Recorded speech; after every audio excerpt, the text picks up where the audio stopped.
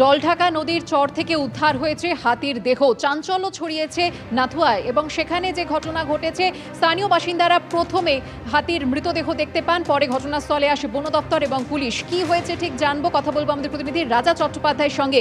রাজা, কিভাবে মৃত্যু হলো হাতিটির?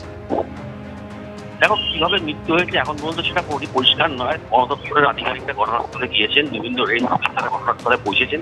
কারণ যেটা স্থানীয় সূত্রে জানা যাচ্ছে, গতকাল ডুয়ার্সের নাথুয়ার চর এলাকায় প্রচন্ড ঝড় বৃষ্টি হয়েছে এবং বজ্রপাত সহ বৃষ্টিপাত হয়েছে। সেই কারণেও হয়তো মৃত্যু হতে পারে হাতিদের, প্রাথমিকভাবে বন দপ্তর সেটা ধারণা করছে এবং বিভিন্ন আধিকারিকরা ঘটনাস্থলে গেছেন এবং ময়নাতদন্ত হলেই সঠিক কারণটা জানা যাবে হাতির মৃত্যুর কারণ কি রয়েছে। সুবর্ণা, ধন্যবাদ রাজা। এই মুহূর্তে চলে আসছে পরের খবরে। ভিন রাজ্যে বাঙালিদের হেনস্থা এবং ভোটার তালিকা থেকে রাজ্যের বাসিন্দাদের নাম কাটার অভিযোগে ফের একবার সরব হলেন মমতা বন্দ্যোপাধ্যায়। মুখ্যমন্ত্রীর সাফ কথা, যারা বাংলায় বাস করেন, বাংলার নাগরিক, তারাই বাংলার ভোটার। নিউ টাউনের এক অনুষ্ঠান থেকে নিশানা করেন কেন্দ্রকে, পাল্টা জবাব দিয়েছে বিজেপিও। কেন বলবে 17 লক্ষ লোকের নাম বাদ দিয়ে দাও? কে তুমি হরিদাস? কে তোমরা? পশ্চিমবঙ্গের যে ভোটার তালিকা নিয়ে নির্বাচন হবে তাতে রোহিঙ্গা থাকবে না, বাংলাদেশি মুসলিম অনুপ্রবেশকারী থাকবে না। একদিকে বিজেপি শাসিত রাজ্যে বাংলাদেশের বাংলাদেশি তকমা দিয়ে আটক হেনস্থা, আরেকদিকে সীমান্ত পেরিয়ে পশ্চিমবঙ্গে বাংলাদেশি অনুপ্রবেশ। 26-এর বিধানসভা ভোটের আগে এই ইস্যুতে চড়ছে রাজ্য রাজনীতির পারদ। প্রতিবাদে বুধবার পথে নেমেছে তৃণমূল। অন্যদিকে বুধবারই ফের নির্বাচন কমিশনের দ্বারস্থ হয় বিজেপি। বাংলাদেশি অনুপ্রবেশকারীদের নাম ভোটার তালিকা থেকে সরানোর দাবি জানান শুভেন্দু অধিকারী। এই আবহে এদিন বাংলা বাঙালি ও ভোটার তালিকা ইস্যুতে কেন্দ্রকে নিশানা করলেন মমতা বন্দ্যোপাধ্যায়। যাকেই পাচ্ছে বাংলা ভাষায় কথা বলে দিচ্ছে বাংলাদেশি আর রোহিঙ্গা।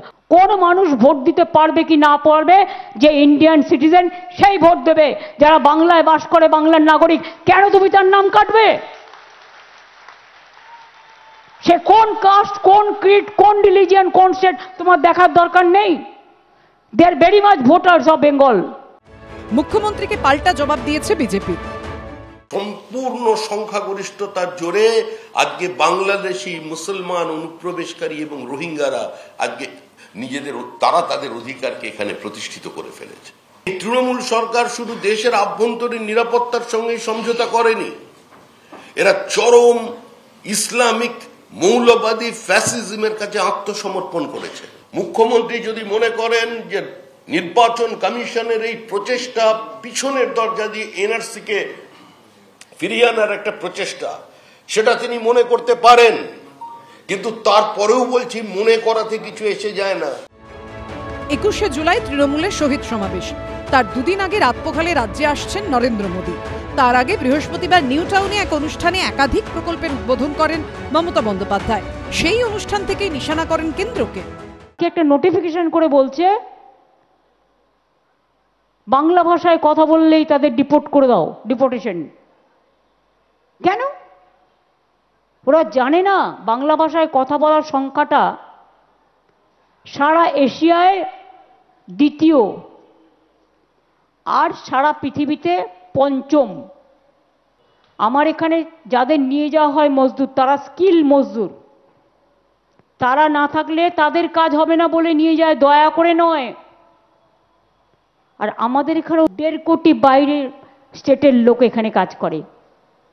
আমরা খুশি যারা কাজ করে। ভারতবর্ষের বিভিন্ন প্রান্ত থেকে পশ্চিমবঙ্গে কজন পরিযায়ী শ্রমিক গত 3 মাসে এসেছে, উনি শ্বেতপত্র প্রকাশ করে তাদের নাম ঠিকানা দিন আমাদের কাছে। আর আমরা বলবো যে কত বাংলাদেশি যাদের তৃণমূল কংগ্রেস দায়িত্ব নিয়ে উত্তর 24 পরগনার বারাসাত, মধ্যমগ্রাম এবং উত্তরবঙ্গের শিলিগুড়ি থেকে তাদের ফেক আইডেন্টিটি তৈরি করে দিয়েছে। এদিনের অনুষ্ঠানে অর্থনৈতিকভাবে দুর্বল ও পিছিয়ে থাকা মানুষের জন্য 2টি আবাসন প্রকল্পের উদ্বোধন করেন মমতা বন্দ্যোপাধ্যায়। সরকারি জমিতে নিউ টাউনে বহুতল আবাসন তৈরি করা হয়েছে। লটারির মাধ্যমে স্বচ্ছ প্রক্রিয়ায় সেখানে ফ্ল্যাট কেনা যাবে বলে জানিয়েছেন মুখ্যমন্ত্রী। 2টি আবাসন প্রকল্পের নাম দেওয়া হয়েছে নিজন্য ও সুজন্য। আশাবুল হোসেন ও শিবাশিস মৌলিকের রিপোর্ট, এবিপি আনন্দ, কলকাতা।